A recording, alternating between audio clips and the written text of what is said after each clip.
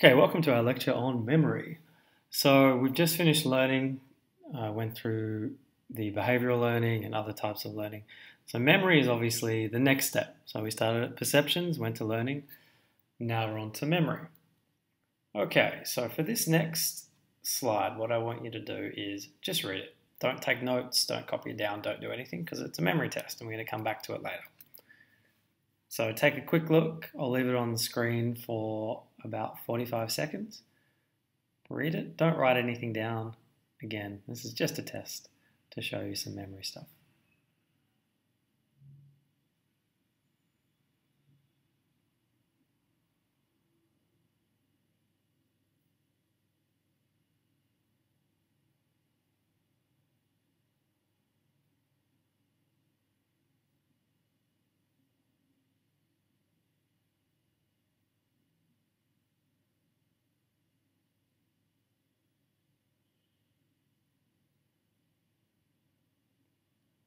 Okay, that should be long enough for you to have tried to remember what is on my grocery list. It's a little bit of a sad list, but that is how we live. Okay, so try and remember it and we'll come back to it. Again, don't write anything down.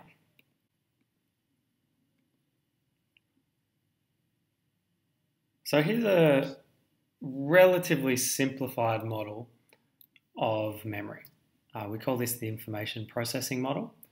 In this model, really what we're talking about is 3 stages of memory and information processing.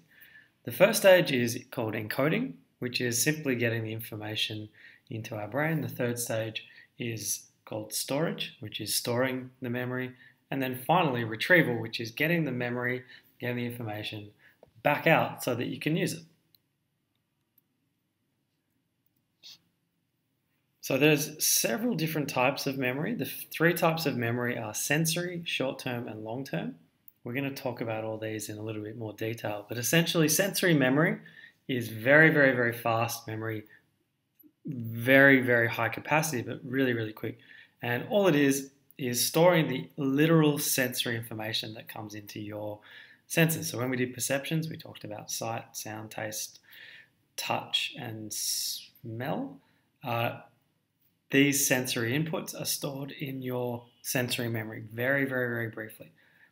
The senses or the perception, the things that we perceive that get through our attentional filters, so in our perceptual process, remember we had input and then we had attention and then we had interpretation. So it's the intention side of things that's important here. So information that we do attend to goes from sensory memory into our short-term or working memory.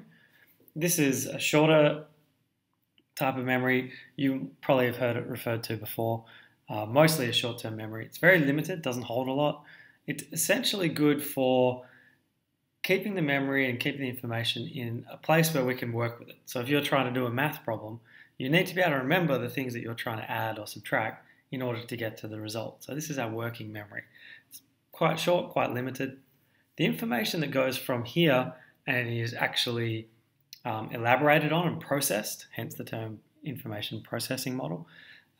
Whether it's you actually think about it and you process it deeply and its meaning is considered, or whether you just repeat something many times, so elaborate rehearsal, then it can transfer into long-term memory, which is relatively permanent.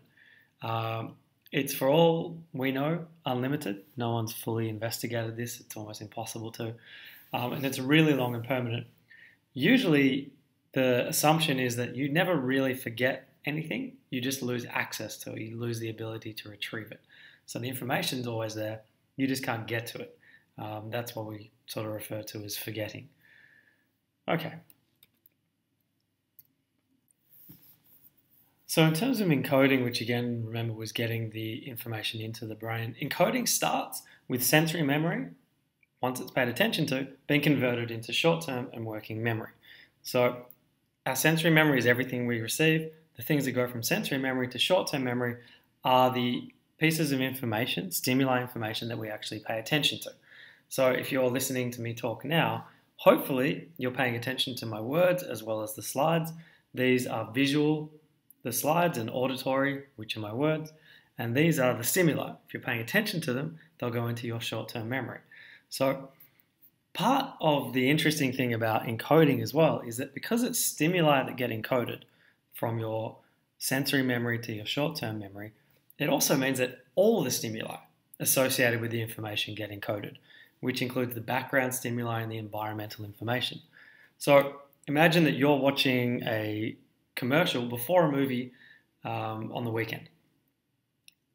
The sensory information that goes with the commercial is obviously the commercial itself and the information, the visuals and the auditory, but also the other sensory information in the room, the feel of the seat, the size of the space, the feeling of the space around you, the smell of the popcorn, the murmuring of other people and the noise. All of those things will be encoded with this memory.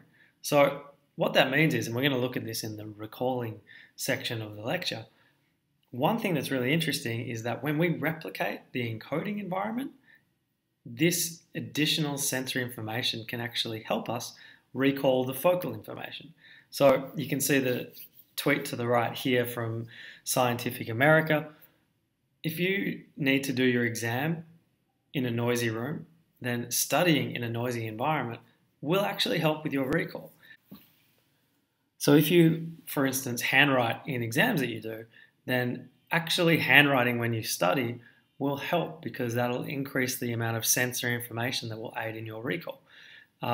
Similarly, there's been research that has shown that if you study in one language, say Arabic, and then you have to do your exam in English, this will actually make it much harder to recall the information because the sensory information and the stimuli around has all changed. The visuals of what you're writing is different to the visuals of what you're trying to recall. So the sensory information doesn't match up, makes it much, much harder to actually recall the information. So if you need to remember something, the key is to try and match your environment and the handwriting and everything like that with what you expect to be the situation where you have to recall it. So interestingly, short-term memory has very limited capacity. There's lots of ways you can talk about the capacity of short-term memory. Essentially, for the most part, we say it has around 7 items or chunks, plus or minus 2, which means generally people can remember between 9 and 5 items. Encoding strategies can help you increase the amount of groups of information. So not necessarily how much your memory holds, but if you group items together, then those items in that group can count as one thing. So a really easy way of thinking about it is chunking, which is organizing items into familiar units, such as phone numbers. So when you say your phone number, usually it's 3 separate groups of numbers. So maybe it's 330, 56, 5956. So 3 chunks of numbers. Most of us, when we say our phone number, typically chunk it into 3. This helps us remember it, this is how we encoded it, and it helps other people remember it. So it might be pretty hard to try and remember all of these letters on their own. You might start to see patterns and things like that. A couple of E's in a row might help you. You can see the word begin here. So you can try and find ways of trying to remember all 42 or so letters. Or we can do the automatic chunking that we're really good at when they're in the order that we expect. And this can help you remember it. So it's much easier to remember this. So try to remember these individual letters. It's simply all these words put back together, all these letters put back together into words. Much easier to remember the 6 words than it is to remember 42 individual letters. In terms of other strategies, creating hierarchies of information, so broad concepts divided into narrower concepts and facts, tends to help us with our short-term memory as well.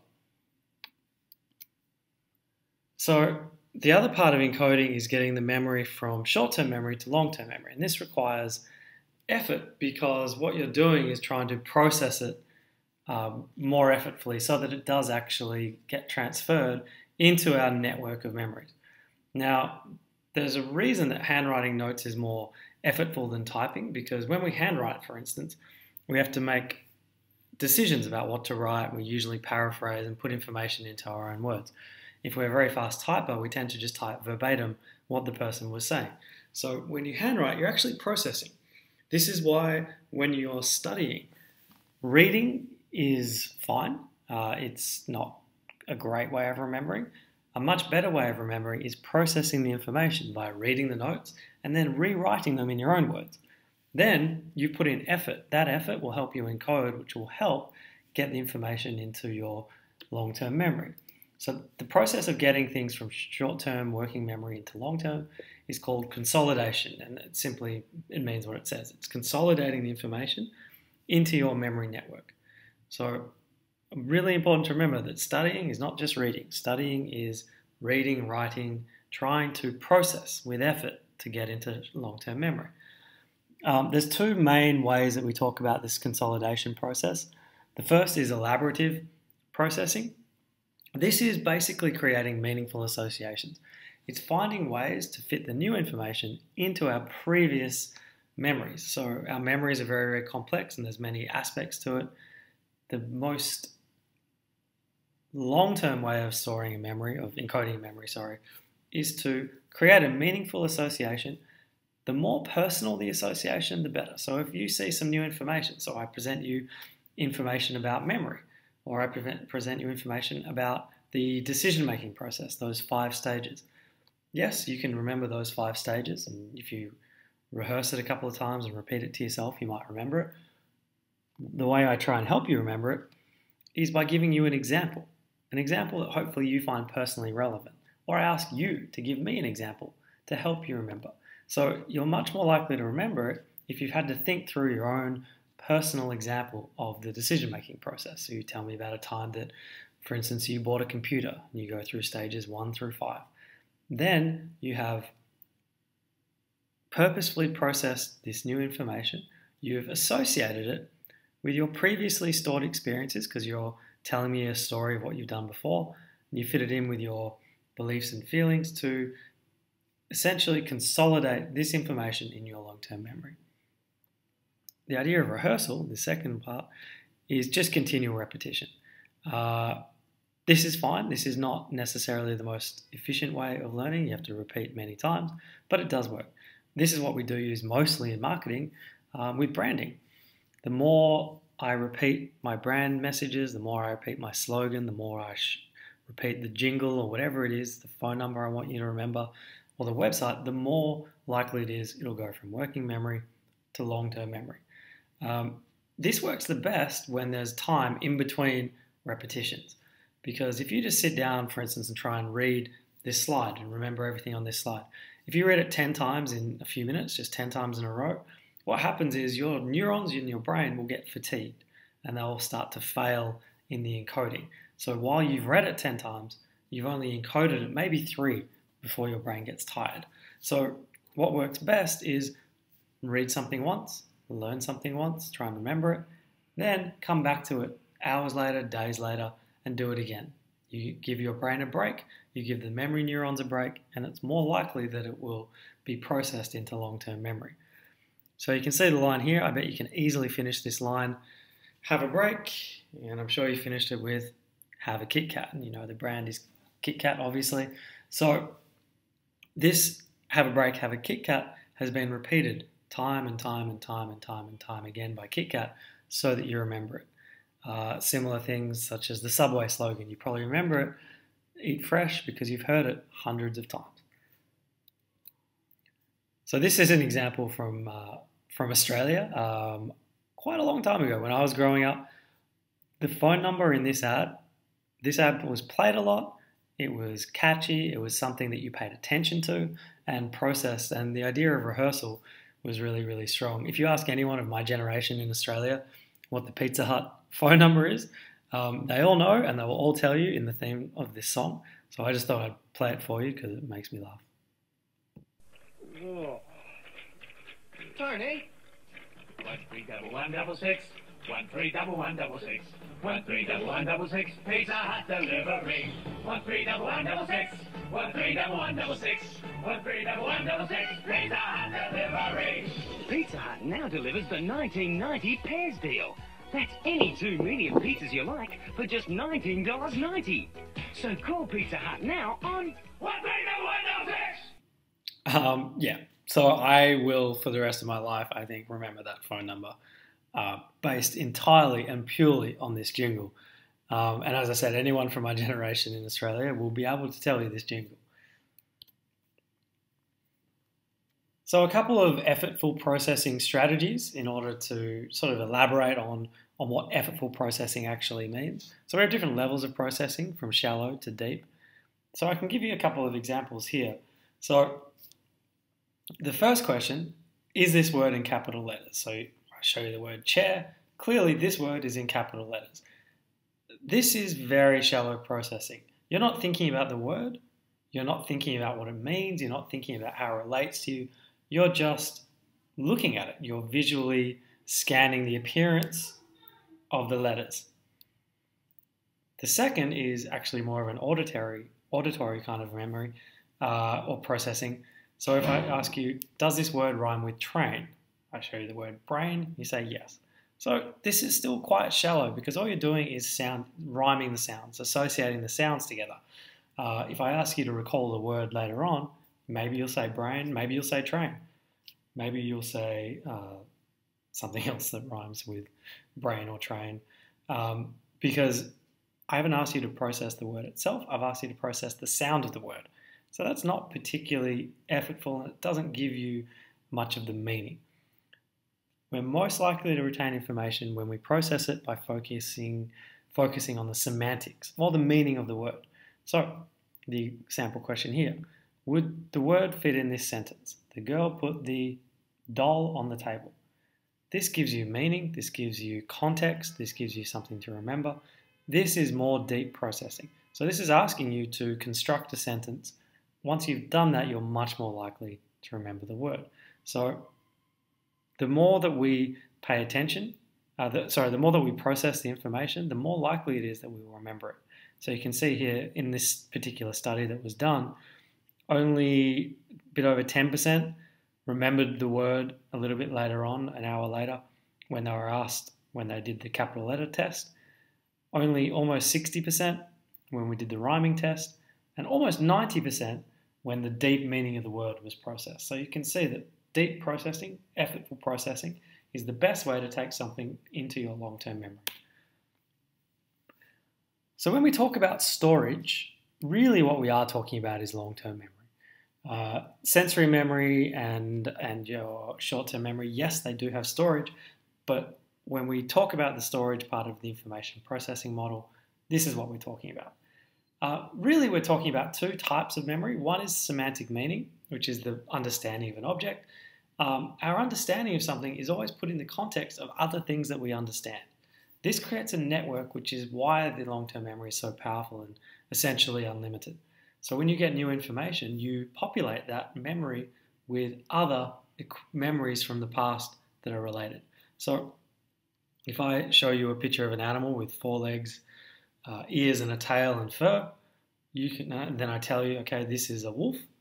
You can associate this memory with things that you've experienced before. So you've probably seen a dog before, 4 legs, tail, looks very similar. You've seen cats, things like that. So you place this new memory of a wolf within the context and meaning of all these other memories. This consolidates the memory. This makes the memory attached, essentially, to other parts of your memory, which makes it much more likely that it will stay and be recalled. The other type of long-term memory is episodic. This is memory of events, of a sequence of events. Most typically, we think of this as sort of stories. So you can tell if someone asks you to recall a conversation that you had with someone, so a 5-minute conversation, it can be very, very difficult to remember all of the things that were discussed unless you go through it in order. So you start at the beginning of the conversation, you go to the middle, and then the ending. This can help us be able to store the memory because it's very easy, or a lot easier, for us to remember things that are in story form. So narrative advertising, which is advertising with a story, is really common. The reason is we're really good at remembering stories. And if you think about the first things you learned as a child, it's always story. Beginning, middle, end. Beginning, middle, end. When something flows in a story-like manner, in a narrative way, this helps us remember it because it's associated with our episodic memory. So here's an example of a narrative, and I'll tell you the story afterwards.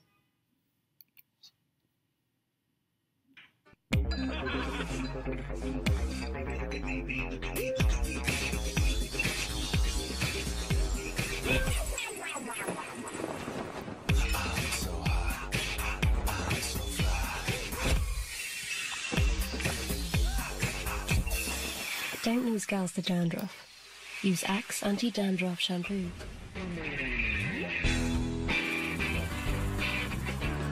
Lose the flakes. Get to the girls.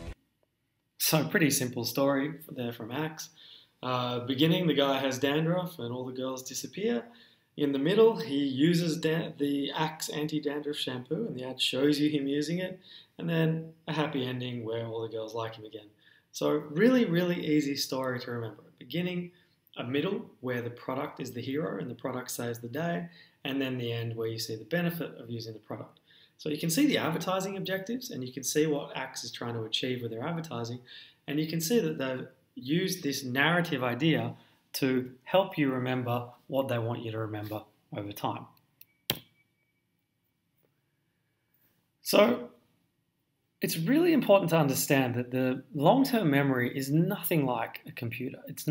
Doesn't get filled, it doesn't have segmented little bits of information and files and things like that.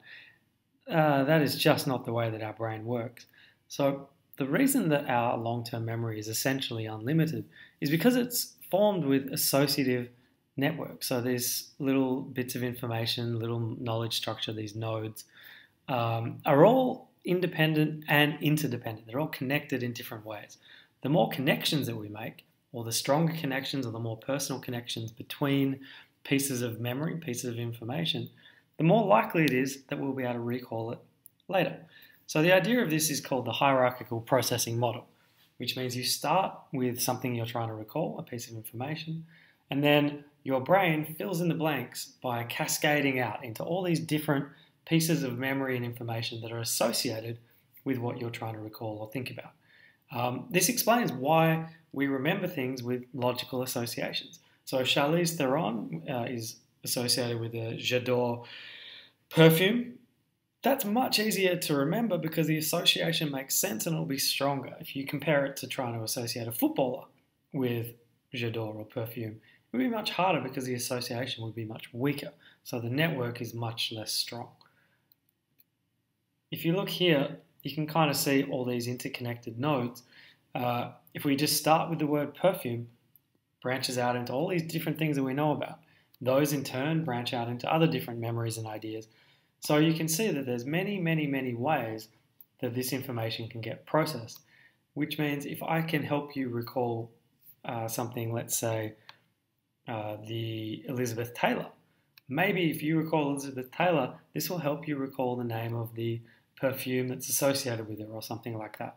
That's why we use celebrities, because celebrities have typically a lot of associated nodes, a lot of associated memories, and it helps us recall things. Okay, so here's the test. So just pause the video, write down what you can remember, and then press play again, and then we'll talk about it. Or I'll talk about it. You can't talk. So here's the grocery list. How many did you get? There are, 14 on the page. If you got all 14, amazing. If you got between 5 and 7, 8, 9, then you did pretty well. Anything above that is really good. Now, there's lots of ways that you might have been able to remember this. Now that you know some of the effortful processing methods and the ways that we remember things, maybe you could have created a recipe in your mind while you were trying to remember it that requires these ingredients, and you might have been able to remember more things by creating a long-term memory of the information. So by applying it to yourself, by creating this contextual node, maybe you could have remembered more. Now, the interesting thing is, what order did you recall these items in? Did you recall them in the order that they were written? Did you tend to write down items in similar orders? So maybe you forgot the first couple, yogurt and honey, but you wrote down in order coconut, kale, cheese, peaches, then skipped a few and then another few in order. This means that you were relying on your visual memory. You were relying on recalling the actual text that you saw rather than thinking about what was actually on the list and how they related together. Possibly you also wrote down apples and bananas. There's no apples and bananas on the list. There are apples and bananas in the picture. So often people write down apple and banana because when they're accessing the visual information, the words and the picture, all sort of form one kind of idea, and you tend to be a little bit tricked. So hopefully you were able to remember at least 5. If you remembered less than 5, I'm concerned. You should look into that. But overall, hopefully you got a little of that. So our third stage is retrieval, which is getting the information out of your brain. So what we just did then was an example of short-term memory retrieval. Really quite difficult. Short-term memory doesn't last very long. So it was probably quite hard to get as many of those as possible, unless you used an elaborative technique. So maybe when you were remembering it, you just repeated them a bunch of times, paused the video, whatever it is that you did. Great. Probably you didn't. So when we're retrieving things in long-term memory, there's also a really interesting idea called priming. So priming is a technique that we use to trigger a thread of associations that bring us to a concept. So you'll notice fast food companies do this all the time. We've talked about these in perceptions without naming them priming. It's essentially the way that we weave together concepts and contexts and emotional associations. So fast food companies like to do this by showing you the images of fresh fruit, fresh vegetables. When McDonald's show you an ad of lettuce, and the lettuce is so fresh that you can see the water flying off it, this is trying to prime you to think about fresh. When you think about fresh, remember that activates a whole bunch of other memories, eventually leading us to the concept of healthy and better for you. So when McDonald's are showing you these images, they're actually trying to prime you to think about health. Other primes that you might see, putting fresh flowers out the front of a grocery store will prime you to think that things are fresh and nice, because flowers, we know, only last a very short time. So if they look good in the front of the store, then they must be fresh. That primes us to think about freshness and think that everything's fresh.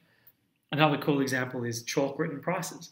When things are written in chalk, we know that they're temporary and can be changed very easily, much more temporary than something that's printed on a piece of paper or on a proper sign.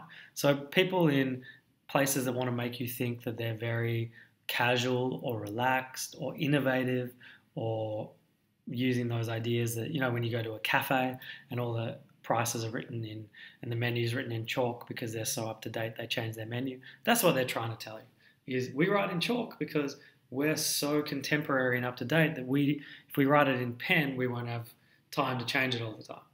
Similarly, if you go to the supermarket, you'll see images of grass and fields near the meat section. Sometimes the meat packet will have just sort of fields and grass on it. Sometimes you'll see around the meat green paper. That green paper is designed to make you think of fresh fields, of the animals grazing and of things being fresh. It makes you think the meat is more healthy and fresh, and make you think the animals had a better life than you actually know that they did.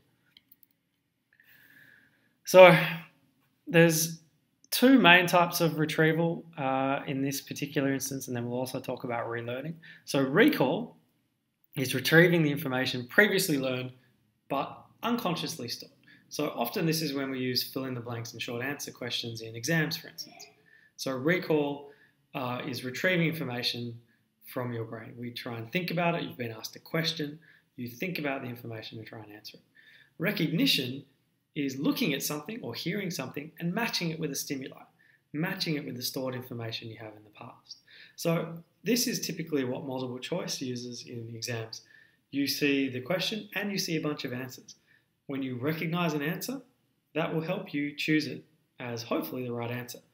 This is also why multiple choice questions are tricky, because recognition is really, really easy. And often in multiple choice questions, if you have A, B, C, and D as your options, probably you recognize 3 of the 4 because they're from some other part of the course. So this can actually trick your memory and make your memory less reliable than it actually is. So recall, at first, is much more reliable. So you're not distracted, you're actually purposefully and effortfully processing to pull the right information out. So one way that if you need to do better in multiple choice exams, one way of doing that is to use recall. The way that I used to do that and tell people to do is when you're answering a multiple choice exam, cover the answers. Those are distractions. Those are going to cause recognition to kick in, which is going to mess you up. So if you cover the answers, so instead of seeing the question and then A, B, C, and D, use a bit of paper, cover A, B, C, and D, and try and recall the answer. When you read that question and you can recall the answer, that's much more likely to be right. Your memory hasn't been tricked. You haven't given the wrong recognition information. Then when you uncover those answers, you'll probably see the one that you thought of there or something really similar. Then you choose it and move on. So if you have to do any multiple choice questions, hopefully not too many in the future, cover the answers. The answers will just mess you up. That's also the reason that people like to choose the answer they don't recognize, because it's the one that stands out. If you recognize 3 answers and one is just words put together that don't mean anything, often you'll choose that one because your brain says, well, if we recognize all 3, the odd one out is what we're looking for. Really bad thinking. So in an exam, rely on recall as much as possible. Now, luckily, in our exam, we're just going to do recall and relearning. Relearning is essentially, it takes you much less time and much less work to relearn or learn something again if you've studied and learned it before. Even if you've forgotten and you can't recall it, you can't retrieve the information, it'll take much less time. That's why, even if you have an open book exam, you should still study, you should still take your own notes, you should still do everything you can to increase your long-term memory and increase the number of connections between the information, because it will speed you up during the exam. Not just because you don't want to flick through the book finding the stuff and look up the index, but because actually will give you more information to recall. So how do we use memory in marketing? It's really pretty simple. Brand image is the most relevant. If I show you the McDonald's logo, you can tell me probably a dozen things about it. If I show you the Reebok logo or the Nike logo, this image triggers off all the associations that you have. This is incredibly strong. This is why brands are protected so much, because of these associations. These associations are easily impacted by negative events, by things that you've seen. So if a brand has another brand infringe on their logo, that might impact on your brand image and memory of the original. So this is why they get very, very upset. In a minute, I'm going to show you some brands and we'll talk about them. In marketing, typically we do this in marketing research as well. There's 2 ways of assessing whether someone remembers your advertising and remembers the messages. The first is recognition, and the second is free recall. So recognition, as we said before, is the easiest and most likely. If I show you an ad and you've seen it before, you'll be able to say, yes, I remember it. What we're really looking for in our advertising and our marketing is free recall. If I say, what ads have you seen about hotels? If I show you a bunch of ads, you'll probably remember a lot of them because you've seen them once or twice. If I say, just tell me, what was the last hotel ad you saw? The ad that you can remember means you were processing it, it's in your long-term memory, and that means the advertising was much more effective. We also use nostalgia, which is the idea of emotional views into the past, thinking about your childhood, thinking about things that are important to you when you were growing up. This is really, really strong long-term memory. Because you experienced it when you were younger, it's had a lot of time over the period of your life to be associated with many new memories. So accessing that previous memory from childhood or from when you were growing up or from an earlier time in your life can help with many, many more recalls and many, many more associations. So to help remember, talking about these things a few times already, repetition is the first. If I stop showing you my ad, if I stop showing you my brand, you will forget, or it will never get processed into long-term memory. Now, when something does get repeated enough and processed enough that it's in long-term memory, it's there to stay. You will never forget the Nike slogan. You will never forget the Subway slogan. Some, when you hear them only a couple of times, you might. So we need more repetition. Remembering that things to go from sensory memory to short-term memory require attention. So what we try and do in marketing is increase attention. We use novelty and things like that. You're more likely to remember something that's unusual because A, you paid more attention to it, and B, because it was unusual, you had to process it, work out what it meant, work out what it was, and associate it with previous things that you've experienced. So this all dramatically increases the amount of recall and the amount of memory of the things that we're trying to tell the consumers. Again, I already mentioned narrative, telling stories to help consumers remember, as well as, I didn't talk about this before, but creating associations in a positive context. There's lots of research that has shown we have a better memory when we're happy than when we're sad. So ads that make us happy, ads that make us laugh, our memory is enhanced. We pay more attention, and the associations, the linkages between this new information and our previous information carry this emotional element. So remember, we encode all sorts of things about the memory, the environment, our emotions and mood at the time. So positive emotions are remembered more strongly. So if I can get you encoding with positive associations, you're more likely to remember. So this is the Interbrand Top 100 Global Brands. This is only 30 of them. So the top 30, there's 100. You can just Google top 100 global brands. Probably you recognize all of those logos. Maybe there's one or two that you don't. Maybe SAP is something you don't recognize potentially because you've not used it, or Oracle. But probably all of these you recognize. Probably if I said, sit down and write the first 10 words that come to mind about all 30, you would be able to do that. And you would have some really interesting information come out. So just remember, the reason that these are valuable, the reason these are worth billions of dollars is because of that, because everyone recognizes it, because everyone has these associations, and the vast majority are positive. This is why these brands are so strong and powerful. You can see Apple is ranked the #1 brand in the world. Used to be Coca-Cola up until recently. Coca-Cola was #1 for a long, long time, and Apple and Google have just recently surpassed it. Interestingly, IBM, still a super strong brand, even though it's not something that consumers use a lot.